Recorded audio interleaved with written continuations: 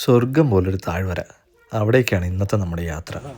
ജർമ്മനിയിലെ ഷോസ്വാൾഡ് അല്ലെങ്കിൽ black forest എന്നറിയപ്പെടുന്ന സ്ഥലത്തെ ഒരു ഫാം ഹൗസാണ് ലക്ഷ്യം. ഞങ്ങൾ താമസിക്കുന്ന സ്റ്റുട്ട്ഗാർഡിൽ നിന്നും 1.5 മണിക്കൂർ ഡ്രൈവ് ചെയ്താൽ നമുക്ക് ഈ സ്ഥലത്ത് എത്താവുന്നതാണ്. ഇടയ്ക്ക് ഗൂഗിൾ അമ്മച്ചി ഒന്ന് വഴിതെറ്റിക്കാൻ നോക്കിയെങ്കിലും ദൂരെ കാണുന്ന അതാണ് നമ്മുടെ ഫാം ഹൗസ്. അടുത്ത 4 ദിവസത്തെ നമ്മുടെ താമസം ഇവിടെയാണ്. കുട്ടികൾ ഉൾപ്പെടെ ഞങ്ങൾ 6 ഫാമിലിക്കായിട്ടാണ് ഈ ഒരു അപ്പാർട്ട്മെൻറ്റ് മുഴുവനായിട്ട് ഞങ്ങൾ ബുക്ക് ചെയ്തിട്ടുള്ളത്. ക്രിസ്മസ് ന്യൂ ഇയർ ഹോളിഡേയ്സ് ആയതുകൊണ്ട് തന്നെ കുട്ടികളോടൊത്തൊന്ന് റിലാക്സ് ചെയ്യാനും എൻജോയ് ചെയ്യാനും വേണ്ടിയിട്ടാണ് ഞങ്ങളിവിടെ വന്നിട്ടുള്ളത്. വളരെ സ്പേഷ്യസ് ആയിട്ടുള്ള 12 മുറികളും ഡൈനിങ് ഏരിയയും 3 കിച്ചണും ഉൾപ്പെടുന്ന ഒരു വലിയ അപ്പാർട്ട്മെൻറ്റാണിത്.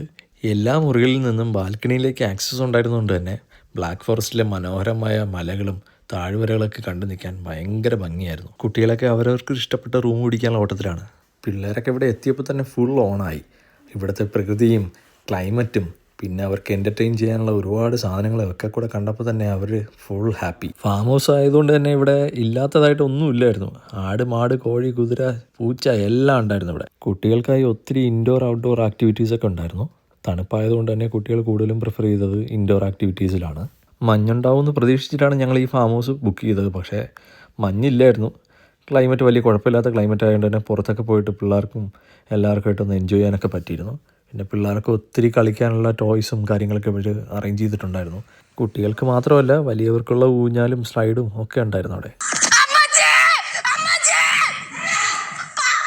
ജീവനുള്ള മൃഗങ്ങൾ പോരാഞ്ഞിട്ട് ഇവിടെ ജീവനില്ലാത്ത കുറച്ചെണ്ണത്തിനെ സ്റ്റഫ് ചെയ്തും വെച്ചിട്ടുണ്ടായിരുന്നു.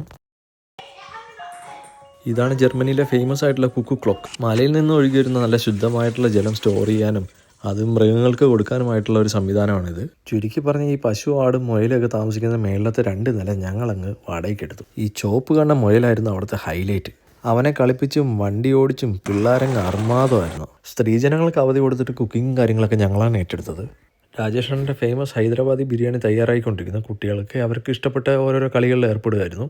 ഭർത്താക്കന്മാരുടെ എല്ലൂരി എക്സ്പീരിയൻസ് ഉള്ള ഇവർക്കൊക്കെ ഈ കളി വെറും നിസ്സാരം. ഭാര്യയുടെ ചീട്ടുകളി കണ്ടിട്ട് ഇവർക്ക് അമ്പലപ്പറമ്പിൽ മുച്ചീട്ടുകളി ഉണ്ടായിരുന്നോ എന്ന് സംശയം ഉണ്ടായിരുന്നു. ബിരിയാണി കഴിച്ച് ഹാപ്പിയായ പിള്ളേരും പിന്നെ ഞങ്ങളും.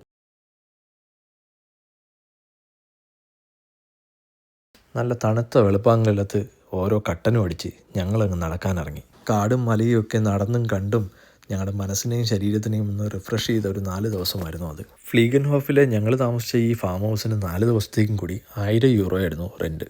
അങ്ങനെ കുട്ടികളോടൊത്ത് നല്ലൊരു അവധി ആഘോഷിച്ച് ഞങ്ങളെല്ലാവരും തിരിച്ച് വീട്ടിലേക്ക്.